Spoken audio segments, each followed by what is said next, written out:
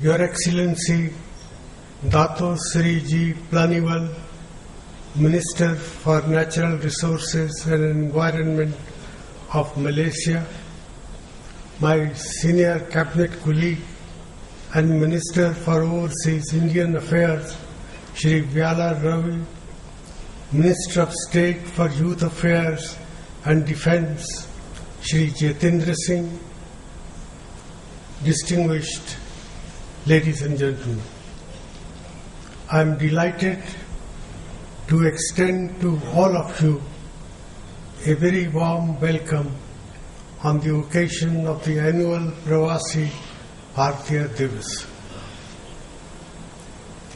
I am glad that once again the new year is beginning with a celebration of the emotional, spiritual, economic and family ties that bind the expatriate Indian community to the motherland. This year, we welcome particularly the younger generation among the expatriates. Their presence in our midst gives a special resonance to this year's theme of connecting across generations. Our chief guest this year is Dato Sri G. Planiwal, Federal Minister for Natural Resources and Environment of the Republic of Malaysia and President of the Malaysian Indian Congress.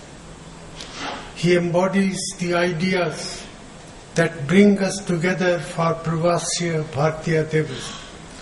Not only does he have an outstanding record of public service and personal accomplishments, he also represents a vibrant Indian community which has made an immense contribution to Malaysia's progress and served as an effective bridge of understanding and friendship between India and Malaysia.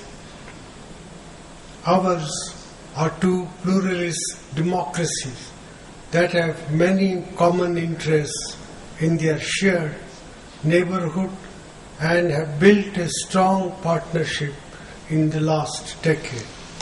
We are delighted, Dato Sri Planiwal, to have you with us today.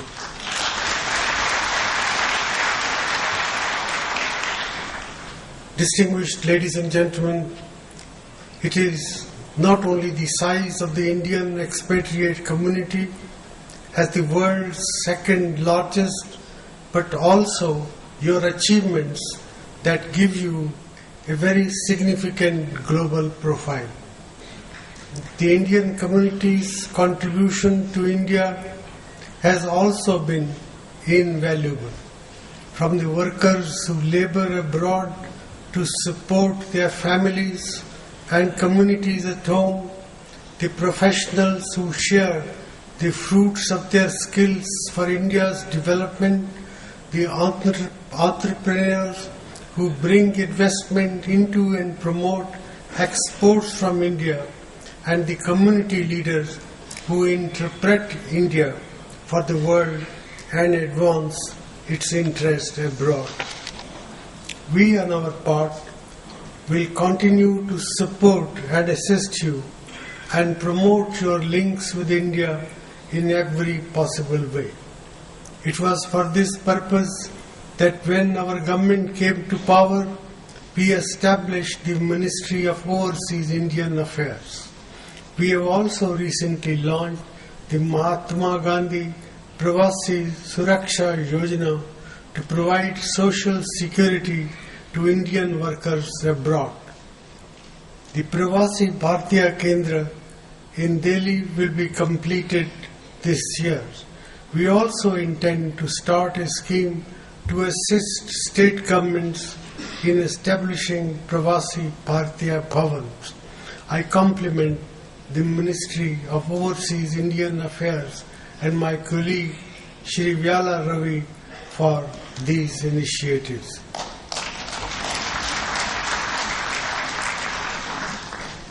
Ladies and gentlemen, on this occasion, I would also like to record my appreciation for the work of the Ministry of External Affairs and the Ministry of Overseas Indian Affairs, as also the Government of the Kingdom of Saudi Arabia, for successfully addressing the challenges that more than 1 million Indian workers face following changes in Saudi Arabia's labor policies.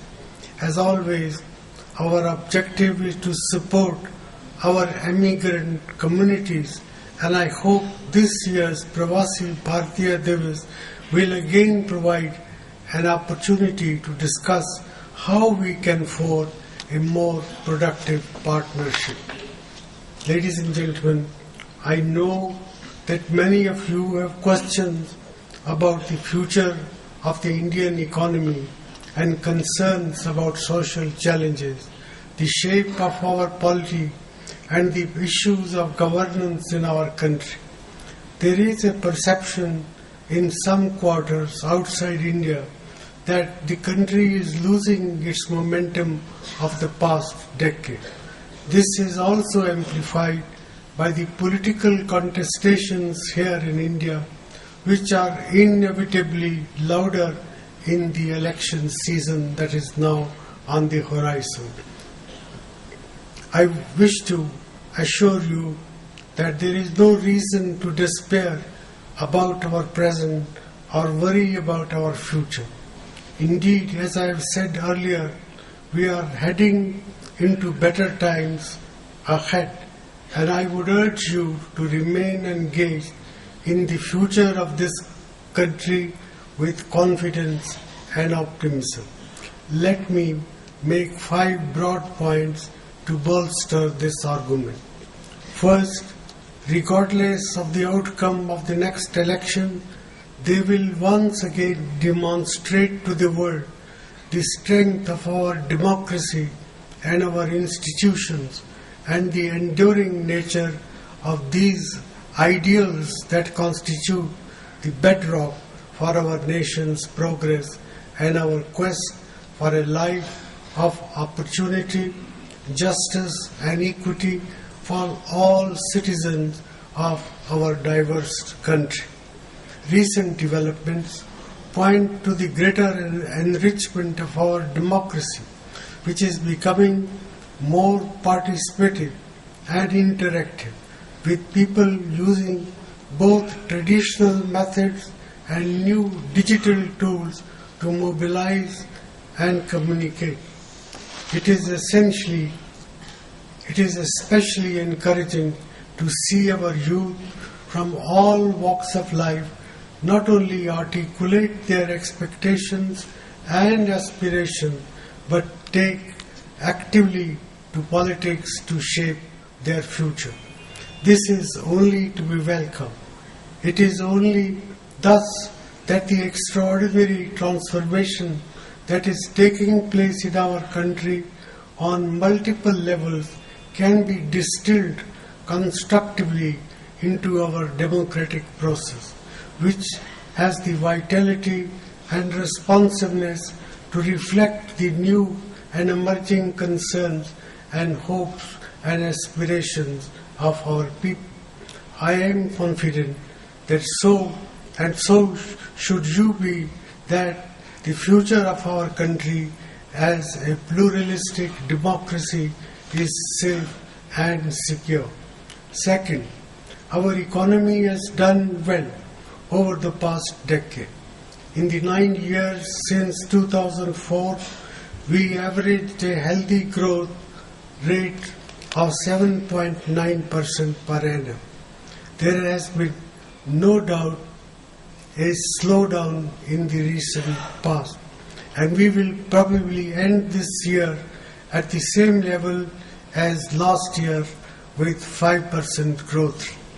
A number of international as well as domestic factors have contributed to this situation. Despite these challenges, our economic fundamentals remain strong. Our savings and investment rates are still over 30% of our GDP, and the entrepreneurial spirit in India is very much alive and kicking.